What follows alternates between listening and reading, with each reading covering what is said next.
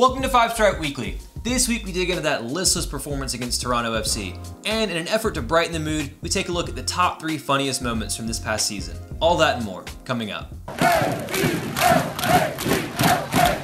Welcome to the show, 5 Stripe fam. I'm AJ, and this is Tanner McLeod. Before we get into it, become part of the notification squad by hitting the bell next to the subscribe button on YouTube, or hop over from Facebook and subscribe. So let's briefly get into the recap of the match, and we'll try to move on quickly from this horror show. But it started with that starting 11, and McCann at left back definitely had us all petrified, and I think with good reason for sure. Larry came back in, and Barco and Gressel were the wingers. Yeah, I mean, most of it didn't give a huge warning sign, but definitely from the get, it was, letting Toronto score in the first 10 minutes. Yeah, just was not a good sign of things to come. And yeah, I mean, I think our defensive shape just looked really insanely just disorganized. Yeah, and Felipe Cardenas said on Twitter that it wasn't really that they didn't look motivated for this type of match. It was that they looked fatigued from the lack of rotation, the lack of being able to be swapped out at any point during the season. Players like Larry, even though he didn't play last match, he looked tired. Remedi looked tired. McCann, even though he didn't really, play that much recently, still also looked tired. And it was, yeah, I mean, it's a very worrying sign going to the playoffs. Yeah, 100%. I mean, there's a few points to dig through there to begin with. The lineup, when I first saw it, I liked the formation. I thought it made sense, a 4-3-3, being a bit more defensive. I understood moving Gressel up to the right, bringing Larry back in to give you a bit more of a solid foundation in midfield. Unfortunately, everything you would have hoped for did not work. I mean, like you said, the defending was schoolboy from the get-go. There was no positional discipline from anyone in the back line or Larinowitz. Everyone decided to go close the ball down themselves, leaving players wide open. I mean, both the first and the second goal. I mean, in the second goal in particular, McCann's in the D at the top of the 18, whilst the guy he should be marking is wide open on the wing. Why he's there, I have no idea. You have 4 players within about 3 feet of each other. That makes no sense when you're playing, this sport. You don't need to have people that close together. Escobar was decent at right back. I thought it made sense for me. Mm-hmm. You don't want to rush Tito back when he's coming back from an injury, so I understood not starting him, especially if you were in a competitive game. He could have been a game changer coming on in the second half. Mm-hmm. But yeah, I agree with, his comments completely when he talks about, this team looking exhausted. They were absolutely knackered, and you could tell that. Probably the cold and the pitch didn't have a good effect on it either, but those are excuses as far as I'm concerned, because you still have to play the game. And this team didn't play the game. They showed up, and honestly, they shipped it in from the get-go because they couldn't run. Yep. And that comes right back to Tata Martino. And for all the good that he's done, this is one of the things that I will not miss when he moves on, especially with adding a third competition in the Champions League next season. He has not taken his chances to rotate the squad at any point in time this season.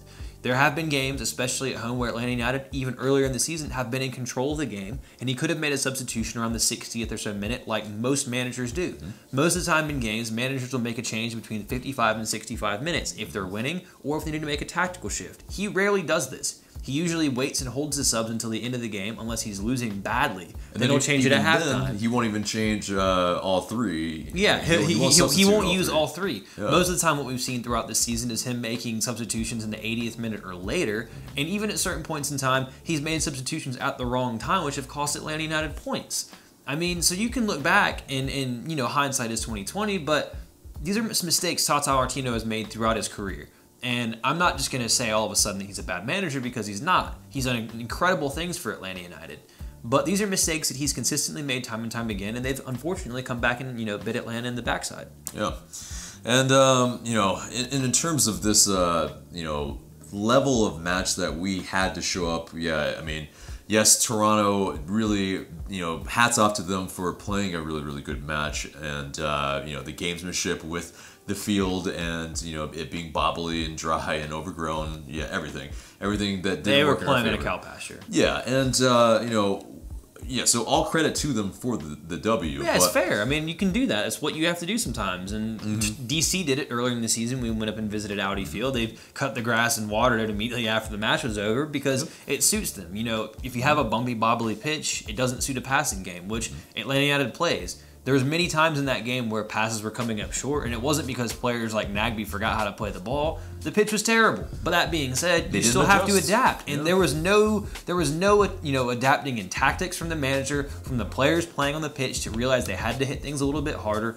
They didn't do anything to change. And once things got behind, I had no confidence that this team was going to get anything done. Yeah, but even with all that said, we had within a shouting distance of at least trying to tie the game, and of course, while watching the match, you could hear, oh, did Orlando score? Oh no, it got pulled back, and then finding out that Red Bulls had scored and that we had to win.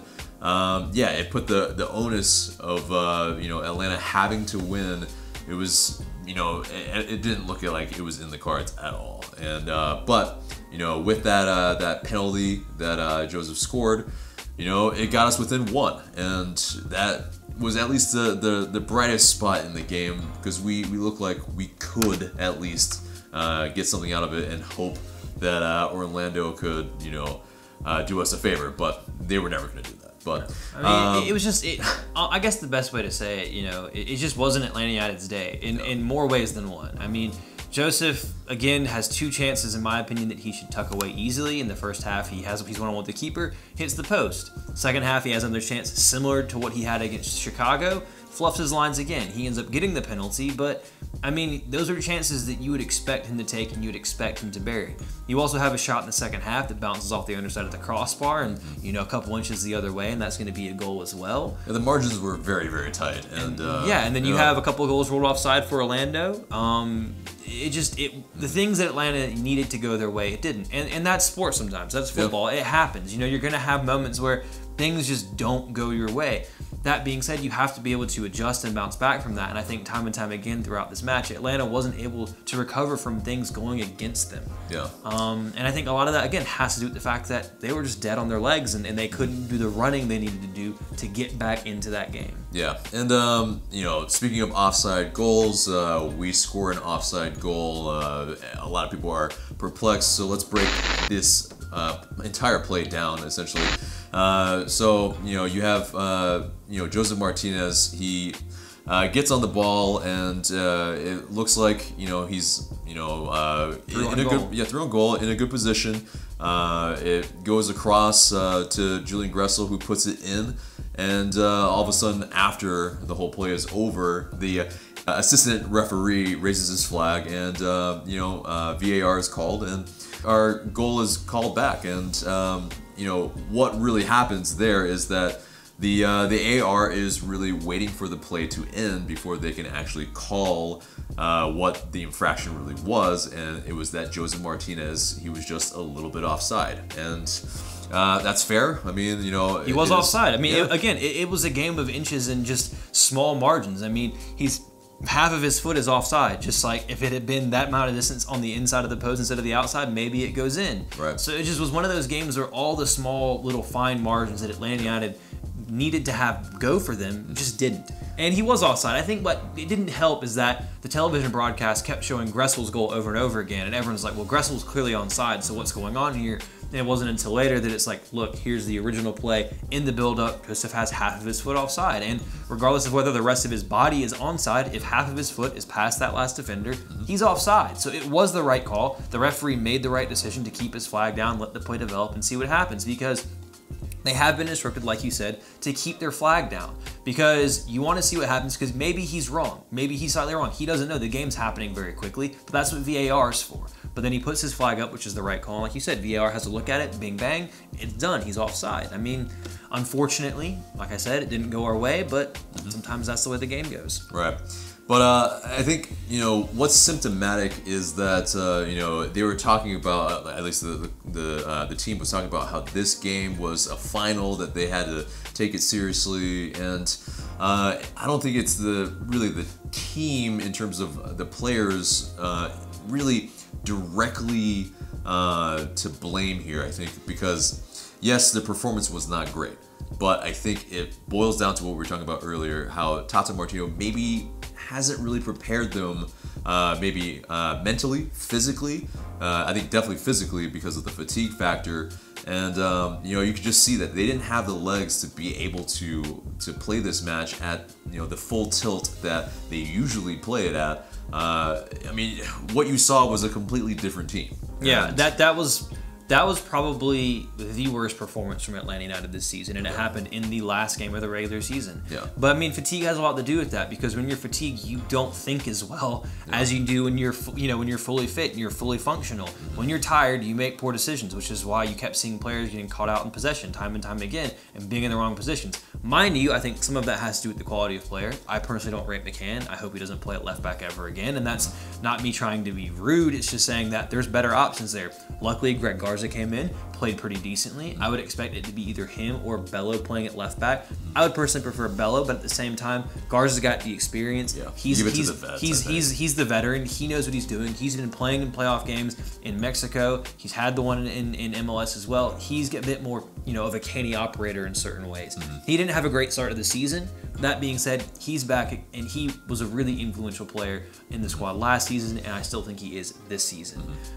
That being said, if you had to play someone else there, I'd much prefer it to be Bello, because even though he's 16, I still trust him a whole hell of a lot more than I trust McCann. Yeah, and someone else that played really well this match, and it bodes well going forward, is Jonathan Nagbe. He was one of the bright spots. He looked like he was full of energy and trying to make stuff happen. Julian Gressel also was really trying to galvanize the team and pushing the team forward.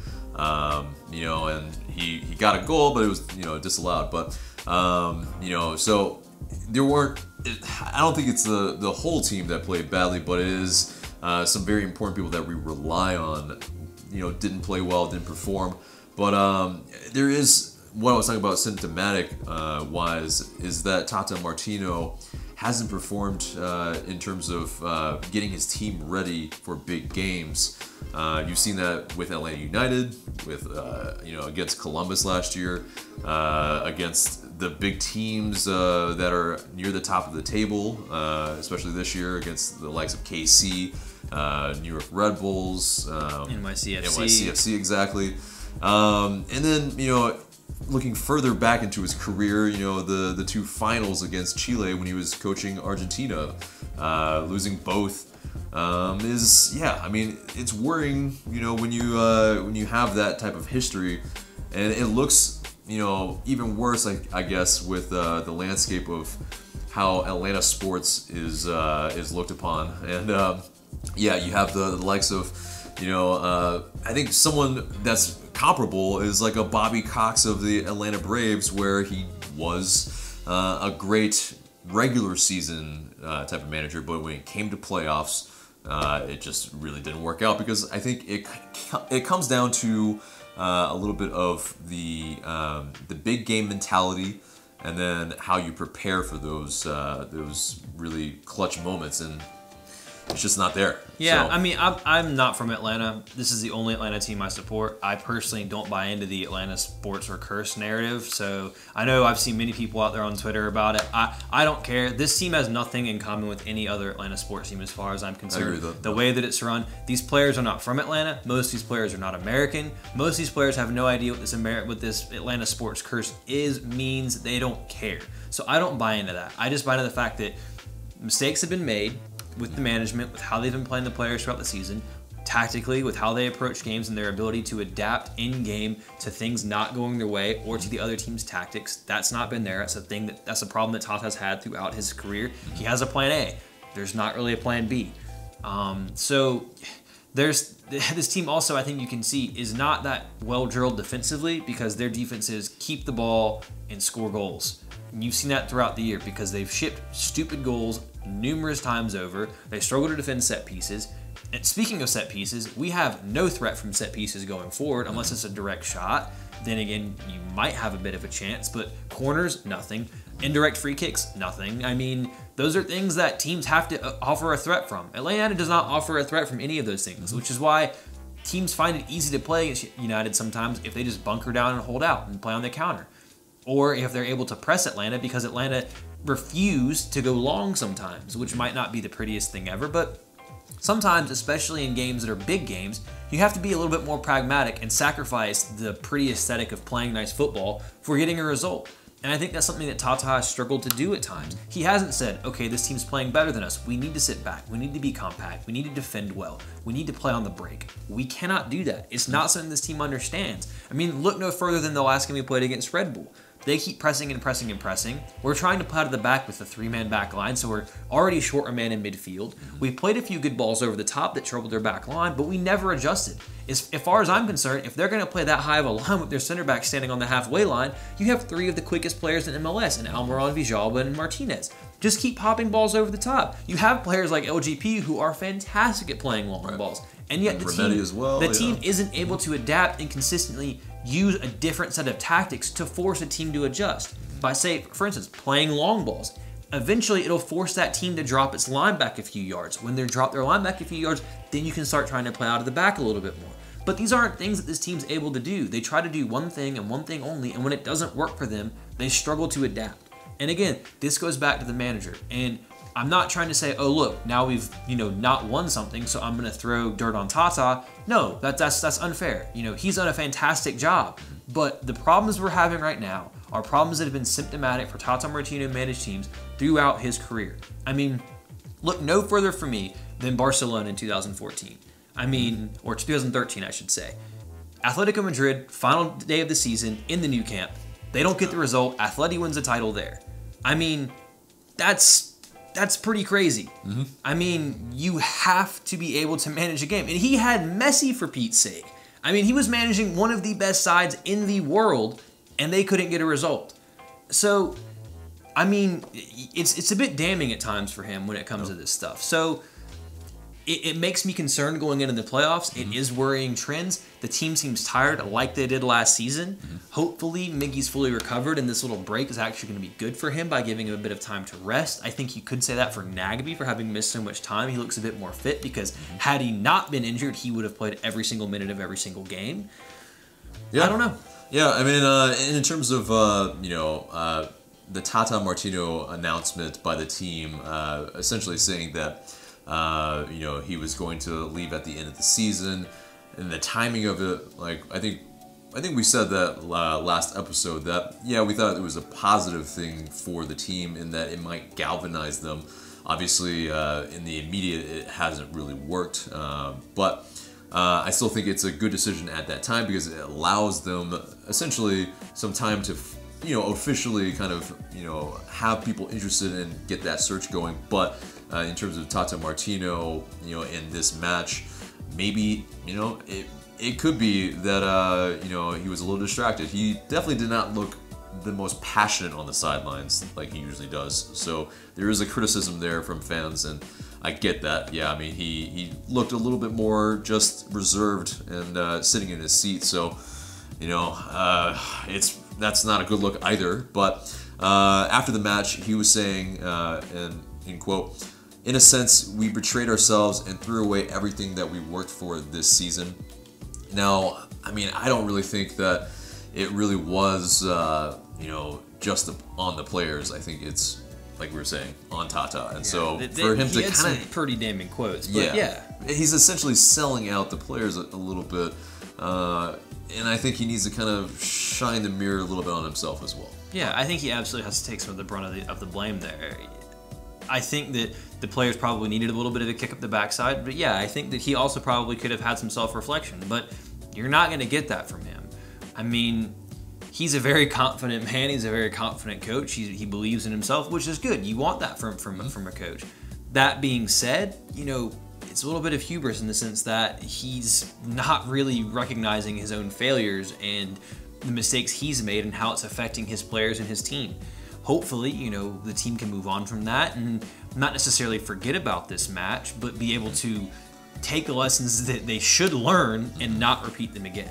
Right, which the players kind of have worryingly said this, and Devin from the fan camps as well has pointed this out. And essentially Garza, Parkey, Larry have all said after some big matches where they haven't performed, we have to forget about it. And it's something that, yeah, I'd rather them not forget about it. I'd rather them watch intensely, like, video constantly about things that they did wrong in each match and how they could figure out, you know, the lessons from the match and how to go forward by not making the same mistakes, which, I mean, we've seen time and time again. And so it's... I mean, I guess one thing you could say to counter that is, oh, when they forget about it, they usually win the next game. But usually the next game isn't as big a game as the game that they didn't perform in or the game that they lost.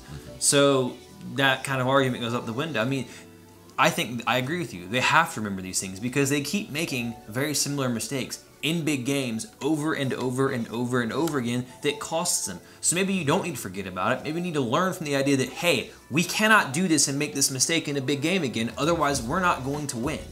So it's frustrating, and it's not a great sign. And it's unfortunately a sour taste to the end of the regular season where you've done so much, you've done so well. But at the same time, I think you've underperformed, and really you could have taken advantage of a lot of games that you had to win. There were so many games, especially at home, where you should have gotten 3 points. Right. Seattle, Portland, games on the road that you threw points away, Dallas. So you have things where you can really look at and say, we could have done better there.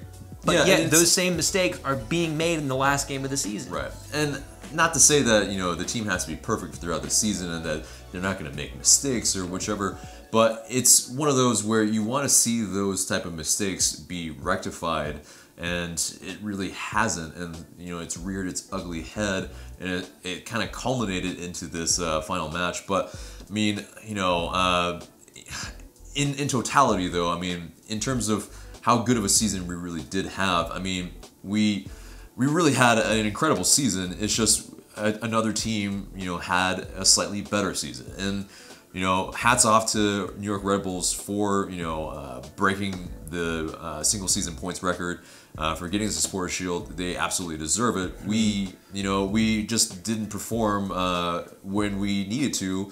And they did. Yeah. Not to really mention, get the... you know, they changed coaches halfway through the season. Right. They had the Champions League to deal with, and they managed to work through all those competitions and still end up setting the record that they did. But I mean, yeah, you have to look back on it and go, Atlanta United got 14 points more this season than they did last season. That's a big points. That's a big points improvement. They tied the previous record for points in the season with 69 and just fell short at the final hurdle. You have a guy that's the Golden Boot winner who set the all-time record for goals in the season with 31. I mean, there's a lot of really good things to take from this season. You saw the emergence of Julian Gressel become a key player for this team, playing a number of roles that I didn't even think were possible for him to play. There are good things you can take from it. There are good things that they can do that they have shown that they can work with and use in the playoffs. That being said, they've also made a lot of just mind-numbing mistakes over and over and over again throughout the season. And with the playoffs looming, you can't afford to make those mistakes anymore. Right. So we'll have to see what they can do. Right. And if you've watched this this channel, you've seen that we've talked very critically of these same mistakes on a consistent basis. And so by no means are we just you know, highlighting all these things after a loss, and you know, especially of that magnitude.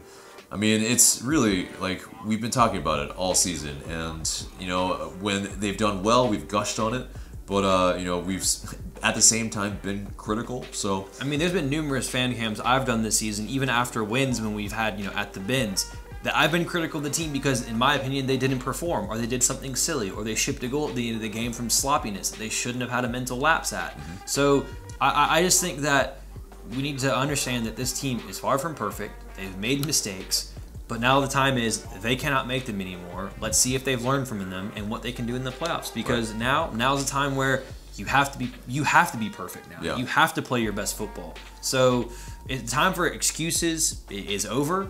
They've had a great regular season, and if they need to forget about anything, it's the regular season, because that's done with. MLS Cup is completely different. It's a knockout competition now where you're going to play 2 legs. You have a home, you have an away. The away is going to come first against whoever it is that they play. They're going to have to take care of business, and they better, and they sure as hell, not be making the same damn mistakes we've been seeing them make in big games so far this season. Right.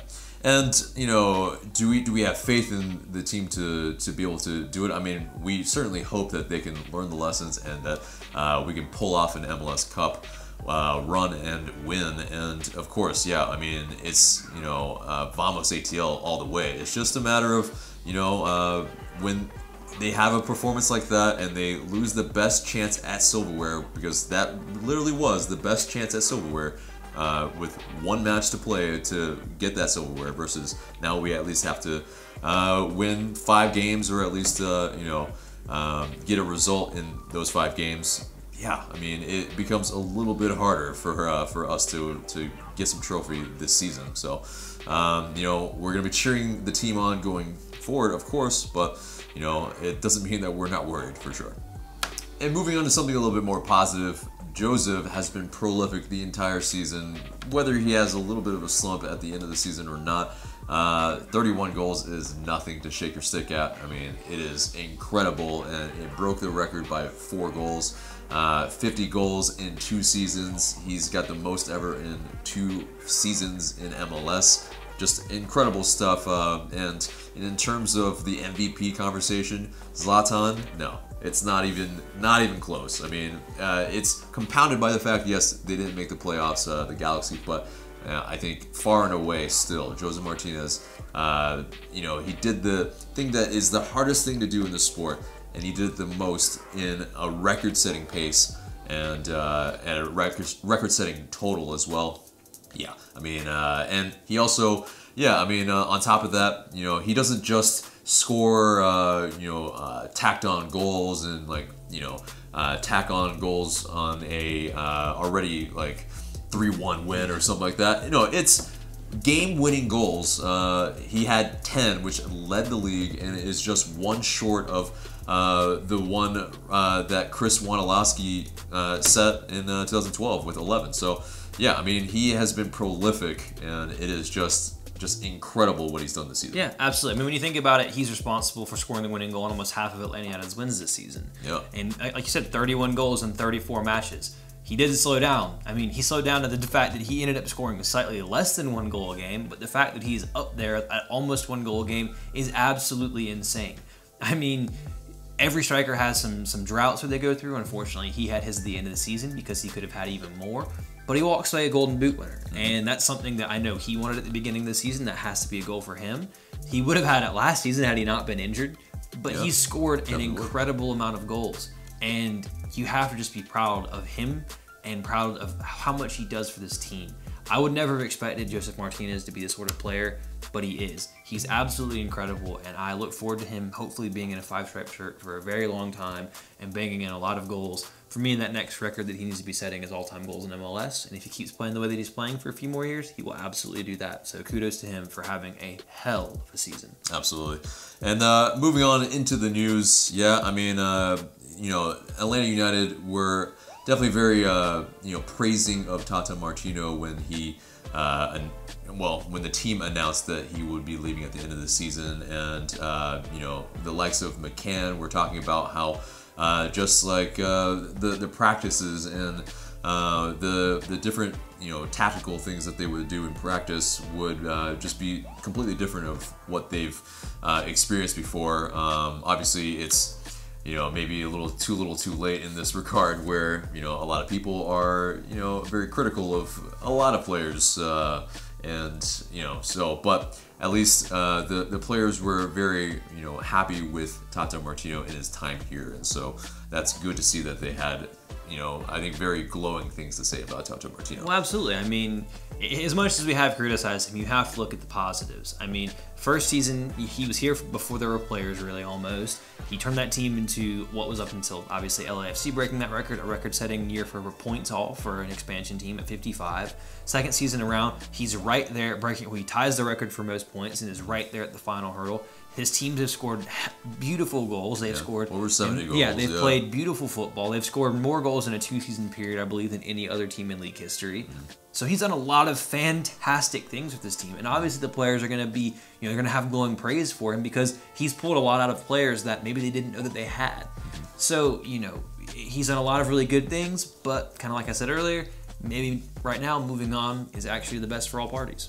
And on to the next piece of news. MLS is considering changing the homegrown territories, and that means it may change Atlanta United and MLS for really forever. I mean, and I think it can change the whole landscape of U.S. soccer, to be honest. Really, yeah. And essentially, it's Atlanta United's territory is what it is. It's Georgia. Yeah, it's Georgia pretty much, and it could expand essentially nationally, and that really means that we could pull, a really, really good player from anywhere, and that means every team can actually do that as well. So it actually really kind of maybe ups the whole game for everybody, where it's kind of an arms race probably, but in terms of the players themselves, the really benefits is that in territories maybe like NYC, where they only have a few chances and there's so many players there, they maybe have a bigger pool to where they can actually be pulled from and make a Real Salt Lake team or something. So it's good, but it also has its cons, of course. I see maybe that there may be some tampering, there may be some like whining and dining, NCAA like stuff happening, where there's a lot of shady stuff behind the scenes. But I think overall it raises the competition of the league, so I think it's probably a good thing. Yeah, for me, I have some really strong opinions on it now. And just to clarify a little bit further on what it means that right now teams have exclusive rights to cover a certain area. So, for instance, Atlanta United has exclusive rights to every player in the state of Georgia that they can sign. Now, different clubs have different spaces, which is why I say the New York City teams, they're limited to what they can do because they're limited to New York City, but there's millions of people there, and they can only roster 20 or so people per academy side. Same goes for Los Angeles. And now some teams have managed to find different areas around the country where they can pull kids from. So Sporting KC has found like a really hotbed in the Carolinas. It's a very interesting dynamic. For me, I think it's a fantastic thing. Yes, there are some cons, but the pros are there. It'll force clubs to invest. It gives players more choices about where they want to go. If a kid is passed over by a club in that area, they can look at a club in a different spot around the country. Mind you, clubs will recruit these players, but I think it also forces clubs to, invest more in their scouting, to make sure they're finding these kids that might have slipped through the cracks somewhere else. Now, some teams are going to be upset because they don't have the money and they don't want to invest. Similar to the argument of the teams that wanted to get rid of the third designated player. Yep. In my opinion, it's not the league's problem to make teams spend money or to punish the teams that have the desire to spend money. I think this won't affect Atlanta United in a negative way. Yeah, we might lose a player from the state of Georgia to somewhere else because they slipped through the cracks, but we also might be able to find a player from a different part of the country. I think Atlanta United has the infrastructure and the money to design, build, and have a very strong academy side. For me, I think it also forces these teams to play these young kids because when they go to a club, they expect to play. And if they don't play, they'll go somewhere else. I love seeing youth come through. And I think by doing that, it'll force the kids to up their game as well. And that'll make the level of talent in the United States higher than it is. I think it's a first step to raising the overall game in the United States. I think, yes, there will be problems with it. There will be NCAA-like whining and dining, tampering type things. But I think for clubs like Atlanta United who have the desire to be good, they will go out, they will fill their academy with the best players possible. And in an ideal world, if they don't succeed at Atlanta United, because they've been playing in such a good academy with other good players and great coaches, they'll be able to go somewhere else and play. That's how it works for big clubs in England and in Spain. I mean, you have clubs like Manchester United, Liverpool, Arsenal, Chelsea especially, where these players, these young players come through their academies, maybe they get loaned out to other places, they don't end up playing for that club, but they go on to have starring roles in other sides, or playing for maybe lesser sides, but having a solid career because they got a good soccer education. It'll also force teams to have more coaches. I think these are all things that Atlanta United wants to do. You have a president in Darren Eales who has an experience that not many club presidents in the United States have. He understands how the academy system works at a fundamental level, having worked with Tottenham and West Bromwich Albion. He will know what to do if this goes into effect, and I trust him completely, as well as the rest of the front office and Uncle Arthur, to fund the whole thing, but to get the academy to where it is. And then you'll have solid teams throughout the age groups, and I think the USL will eventually be served as a U21 type team, because if you have the best young players at 16, 17, 18, 19, 20 years old, that's what your whole team's going to be. And then I think you can keep them there for the whole season, have them play a whole season professionally, and then they're going to be so much more prepared to step up and play at the Major League Soccer level. And I think for this, especially for Atlanta United, it can be nothing but good. Maybe for smaller teams, not so much, but in my opinion, that's the way the world works, that's how football works, and it'll make the sport bigger in America. Yeah, and definitely, yeah, whatever makes the U.S. men's national team more competitive as well. I think that'll definitely do that. Yeah. I mean, again, it's not the league's job, and it's not the U.S. the USSF's job to make everyone equal. That's not how everything's going to get better here. That, in fact, in my opinion, it limits the money and it limits the talent here. You want things to be as good as possible, to make as much money as possible. And sometimes you have to leave teams behind because they're not willing to spend the money. And if that's the case, sell your team to someone who wants to spend the money, because we're not going to hold everything back for someone who just doesn't have it. Yep. If you can't put skin in the game, get out of it. Yep. That's my opinion, at least. Yeah, well said. But moving on into the rumors of the week, and Miguel Miron was linked with Tottenham for 25 million euros. Now this story is a little bit, you know, I don't know if I really fully believe it, but the number has come out there, and then there was the other number of 33 million from West Ham, and it seemed kind of foobar because it was just a multiplication of the number that Darren Eales said, and so he said 11 million. And it seems like they just tripled it, which is what Darren Eales said, for him to even wake up and listen to that rumor. So, whether you want to believe these rumors or not, I think England is interested in Miguel Miron. It's just a matter of they can't really talk to him yet. They can't really speak to his agent. I mean, all that will happen in the transfer window. Yeah, so. well, I think all of it will start happening. If there hasn't been preliminary discussions with anyone yet, as soon as the season's over, I think those discussions will be happening. Tottenham's an interesting club, though, and I think that they might have some credence because of Darren Eales' connections to that club. He knows the people over there. He can pick up the phone. They'll be able to have a conversation that he won't be able to have with other clubs, like, say, an Arsenal, being, a Tottenham man. So the number seemed about right to me. 25 million euros, I believe, what was the reported sum. I find it weird when I see things reported in euros about players in England because they use pounds, but whatever. I think that number, 25 million euros or pounds, whichever one you go with, that's probably the price range. Tottenham are a team that need players, though. They didn't sign anybody this past summer. They're currently trying to build a stadium. That's not going so well. I will take shots at Tottenham because I love doing so allow me. But yeah, they're struggling to build their stadium right now. They had to take out 200 million more pounds to finish the damn thing. So maybe they don't have the money right now to worry about players, but I think that it's definitely a club that I could see him going to. They need more. They need more rotation. They need more players in his role because if a Christian Eriksen goes out, if Dele Alli goes out, they don't really have too many people to step in and fill in that role. Yeah, and also in a pressing system like Pochettino likes to play, it's got its similarities, and so Miguel Miron is very highly adaptable, and so it really there may be some credence to the league, but. It's a wait and see, of course.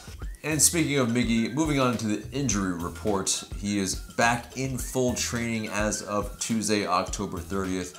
And that is really, really good signs because, we desperately need Miggy, as we saw on Sunday. But, hopefully, in this, we have 5 games or, up to 5 games that we could see him. It's a little easier for him to get integrated back into the team. Yeah, thankfully this time it's not a one-off playoff game where he has to be rushed back, where he was clearly lacking match sharpness last season. You'd maybe not even have to start him depending on the opponent you draw in the first leg of this thing. So he might be able to come on for 30 minutes or a second half and get his match fitness back up, as opposed to having to rush him back because, Tuesday to a Sunday, you're not really going to get, he has been running, but you're not going to get up to that full match fitness that you do lose when you miss a few weeks, which he has. So I fully expect to see him in the starting 11 for that return leg on November the 11th, but we will see what Tata wants to do as far as putting him into that starting 11 on the first leg on November 4th. Yeah, indeed. But, getting into the standings, we, of course, know that Red Bulls won the Supporters' Shield. We had a very historic season by tying the single season points record that Toronto FC set last year, but Red Bulls had the better season, so it is what it is. But and that's, I think, all we'll need to say about that. But yeah, let's not linger too long on that, unfortunately. Right, indeed. But for the playoffs, we open our run on the playoffs this Sunday, November 4th. And it just really depends on the matchup that we get, and we'll find out on Wednesday and what happens. So a playoff preview will occur later this week. But, the possible matchups that we could get are NYCFC, DC United, or Columbus. And so the only team we can't get is Philadelphia because they're 6th seed. So for some reason they win, Red Bulls get them. For me, I really hope Red Bulls end up getting DC because that's the other team I don't want to play, and they're playing well enough and they're in good enough form that they might be able to beat them. Aside from that, we shall see. Right, and so with those against those teams, we were we've drawn NYCFC 2 times this season. We've unfortunately lost. Not the worst, but twice. Yeah, we beat them twice, but it was a pretty salty taste in our mouth after that DC United loss. But yeah, it will. If we do get DC United, it will involve a trip up to Audi Field, which, like you said, did not go so well last time we took a visit there. Definitely not. But hopefully we learned some things playing on bobbly pitches. But and then Columbus, we beat them twice, and so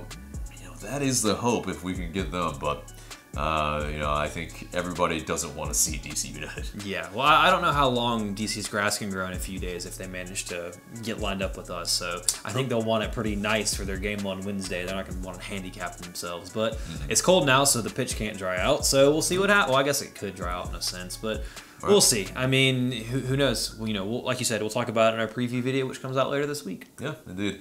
But guys, this kind of an attempt to make you feel better. We're gonna name our top 3 funniest moments of the season, and I think there have been a plenty, but there are a few that definitely stick out in the mind, and as above others. Right, and I think the first one is that Tata FU2 to speaking of Audi Field, right, and DC United. Indeed, he was furious, and we love to see the passion and the fire that maybe we didn't see on Sunday, but it was a funny moment and kind of a viral moment for us as well, and it was I think one of the funniest moments of the season for sure. The next one I think has got to be Joseph Martinez with that stare down of Bendik when he broke the record. Just insane. I mean, just after he does him in, tips him, does the entire defense, and just gives him the eyes, saying, "Yeah, I'm your daddy," as he later said after the match. Exactly. Or I wanted to. We continue to father them, or whatever it was. Yeah. Lost in translation or some sort. But Joseph, but lovely nonetheless. Oh, that was fantastic. Yeah, every time he speaks in the press, it's gold. It's fantastic. Yeah. But and we have to end on Will Johnson with his angry face, his meme when he flopped trying to get a penalty and dove horribly, and turned into it. When you get turned into a meme that everyone sees and that the Atlanta United subreddit uses your face for downvotes, you know that had to be a funny moment. And for me personally, just the despair, the anger, the frustration, the sadness brings me joy. Oh, it brings me joy. It filled me up with just absolute satisfaction seeing him suffer so incredibly much, along with the rest of that team that plays in purple, because you didn't do us a favor on Sunday, so you're still dead to me as far as I'm concerned. It's true. I agree. But I think it would not be doing justice if we didn't have a little honorable mention in there as well. I agree, yeah. And so Joseph Martinez hops in there again, but this one, it's he uses an unfortunate photographer as kind of a post so that he could celebrate on after a goal in the Benz, and it's kind of funny seeing this dude's face. He just took it. He just rolled with the punches, but man, he was just like, what is happening right now? But those were our top funniest moments of the season. Hopefully that made you feel a little bit better, but brought you a little bit of joy in a week that's so far not been great. Has been drab, but guys, we're gonna move on into our mailbag, and you guys send in these questions from Instagram story. Please continue to do so. We really, really appreciate it, and your question might be answered in the future. But first question comes from J. Ray Morris. They ask, do you think the fact that Tata is leaving is one reason the team played the way they did? And do you think Tata leaving will have the same effect on the team in the playoffs? I don't think it actually had any effect on the way the team played, personally. I think if anything, it would have wanted them to play maybe harder for him. I think that the reason the team played so poorly was, again, like we said earlier, because of Tata, his lack of rotation, his lack of substitutions, and mistakes that he's made. They just didn't have it in them. They were just flat. They were without legs. They were tired. I mean, that team was absolutely knackered this past weekend, and that is a reason because of Tata, but it's not because he's leaving. Yeah. Next question comes from Nichols at Night. He asks, Would the result have been different if Villalba and Garza started? I think that's a pretty fair question. I think the lineup would have been different. I think how they would have the energy that they would have given. Tito would have given you a bit more pace up top. I don't know where you would have put Gressel. Potentially, maybe you don't play Larinowitz and play Gressel in midfield because he gave you a bit of energy, which could be an interesting idea moving into the playoffs as well. He gave you a bit more energy. And then Garza, I mean, anything for me is an upgrade on McCann. He was just, I don't know what he was doing with the short time he was on the pitch. He was directly at fault, or culpable, I should say, along with some other teammates in both of the goals that were conceded. So I think, it probably could have had an effect on the way the team started. But that being said, that's two players that are coming back from injury, and you're not going to rush them back in like that because you don't want to get them hurt again, especially on a tough pitch when it's cold, when you're playing as hard as they needed to play. You don't want to risk losing those guys for playoffs because as nice as Supporter Shield is, you don't want to risk everything on just that one game, I guess. Yeah, man, there is this, though. I mean, they did end up playing a lot of the match anyway, but I think, you risk even further if they start because what if another person gets injured? You saw that McCann got injured, and if they have to play the entire match, and if they don't have that fitness, and then they pull up tight after the match, or even during the match, it's not wise to do that, and so I think them not starting, it was the right call. So. Yeah, that being said, if them being fit, they'll definitely be starting next game, I think. It definitely would have changed it. But next question comes from Matteo Adante. He asks, think the penalty will be a good boost for Joseph's goal scoring in the playoffs? I think anytime you see the ball hit the back of the net, you will absolutely get a boost because, Joseph Martinez has shown he scores in bunches. And he usually kind of prolongs that scoring for him for a while, and so I think this is on the upward trajectory of what we'll see from Joseph Martinez. Yeah, I absolutely agree with you 100%. Sometimes all it takes for a striker to get out of a drought is just for the ball to hit the back of the net, and it doesn't matter how it happens. It can bounce off their bum for all they care. Yep. Just seeing the ball go into the back of the net gets them going and saying, okay, things are going well again, because he has been off recently. He's been going through a drought. He hit the post. He's been dabbling on the ball because you're saying, I need to get this goal, and you always think one more touch for me to control, and then I'll be able to blast it in. Now that he's got that drought over with, he can get that out of his mind, and fingers crossed, we see the Joseph we all know and love, because if he gets firing in the playoffs, that's a very big boost for Atlanta United, and for me, it would make me feel a whole lot more comfortable about this team's chances trying to win the MLS Cup. Agreed. Next question comes from Angel XX21. They ask, do you think ATL has a chance in the playoffs? They could face DC or Columbus. Well, Columbus is the one team, I believe. No, wait, is it Columbus or Philly that we can't face? Yeah, Philly we can't face. So gotcha. So, I mean, I'd like facing Columbus personally out of all the potential opportunities. Definitely. I think that would be the best matchup for Atlanta United as far as history is concerned, not counting last year's playoffs. Right. I think that in a two-legged tie, I think we really could be in a good position against them. I don't think they're suited to come to the bins and chase goals.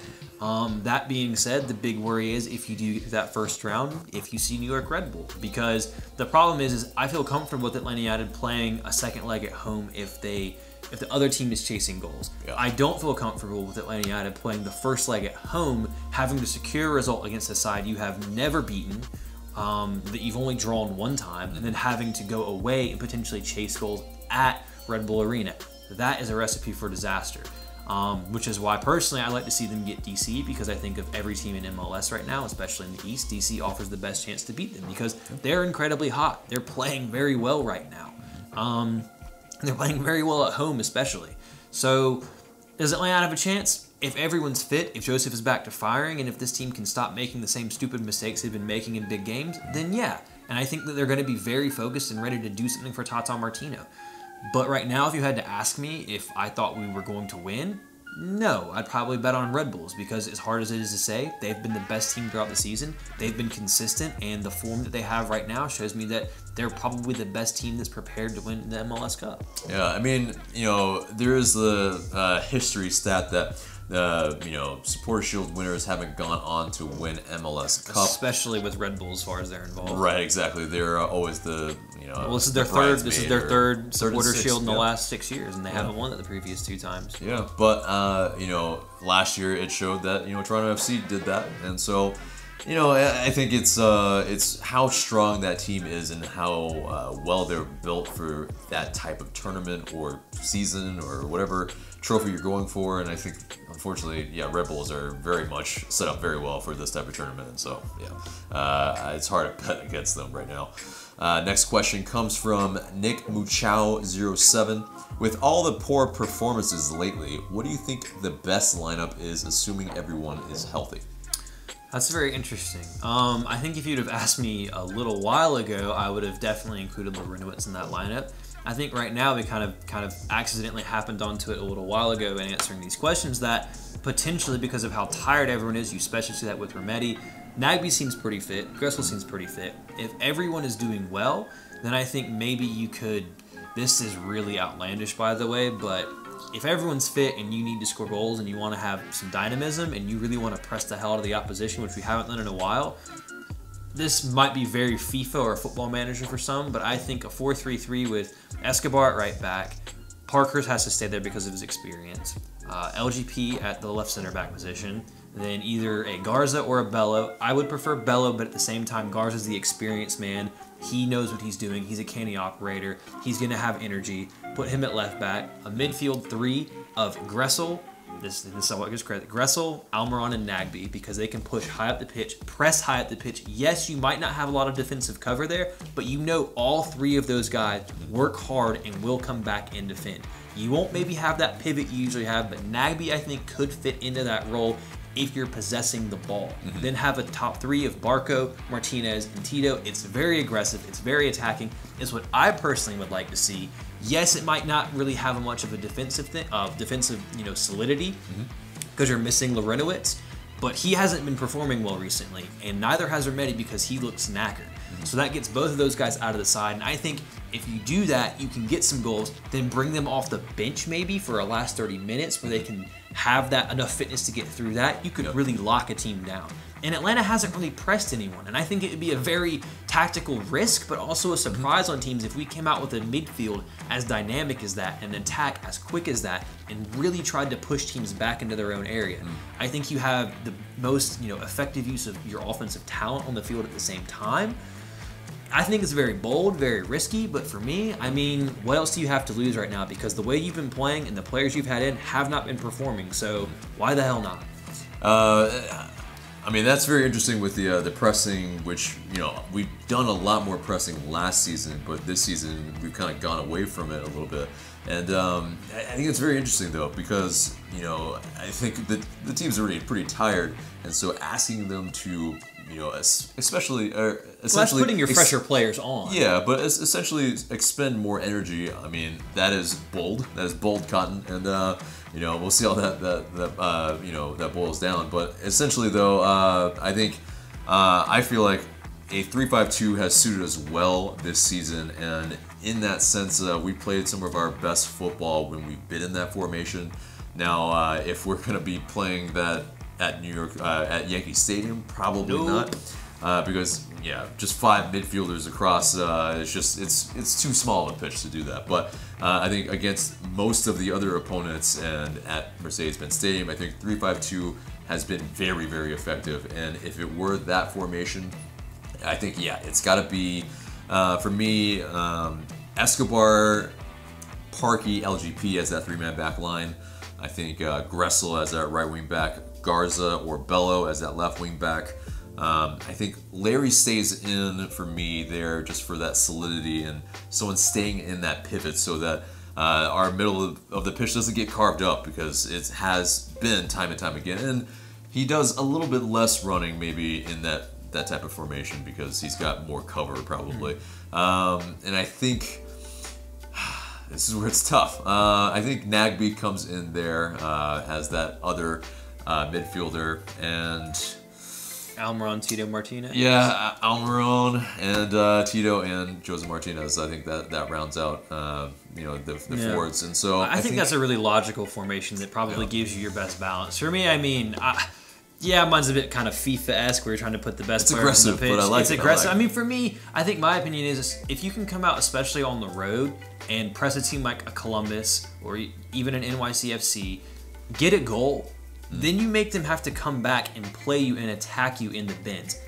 That's where you're at your most comfortable. Then you can absolutely play a back three and let them play into you, open themselves up, and then do what you do best, which is break on teams, carve them open when they leave the space. So I think the pressing, yeah, that's a bit of a bold move, but for me, you take out the tired legs that can't do it. You put in the legs that can because they're the younger players that have those legs still, and see what you can do. Yep. That being said, he's not going to play what I said. I think that you're absolutely spot on. I think that's the formation that's going to suit us best probably in terms of balance. So it wouldn't shock me if that's the formation. It was the back three that you see lining up in that first playoff game on the 4th. Yeah, and it wouldn't shock me if you didn't play either of these because he would just play the 4-3-3 that we've seen recently. And then bad things happen because he's stubborn.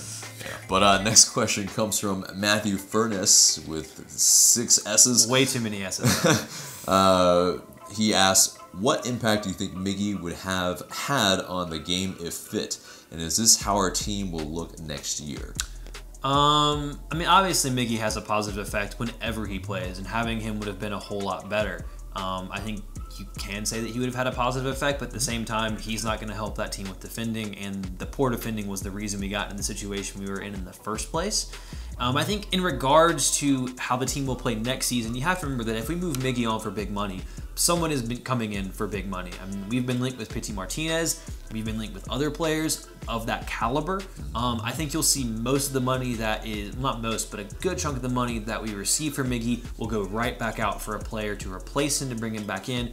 No club that's worth anything whatsoever sells a player and doesn't replace him with another player that's coming in unless they have some really talented youngsters coming through. And for me, as good as Andrew Carlton is, I don't think he's ready to step into a player like Miggy's shoes just yet. There's an age difference, there's a skill difference, there's an experience difference that's there. So I think you'll see Atlanta United sign another player. And as far as them playing, a lot's going to depend on the manager they sign as well. Yeah, and in terms of this, like at this level, it's a little easier to replace a level of player like Miggy.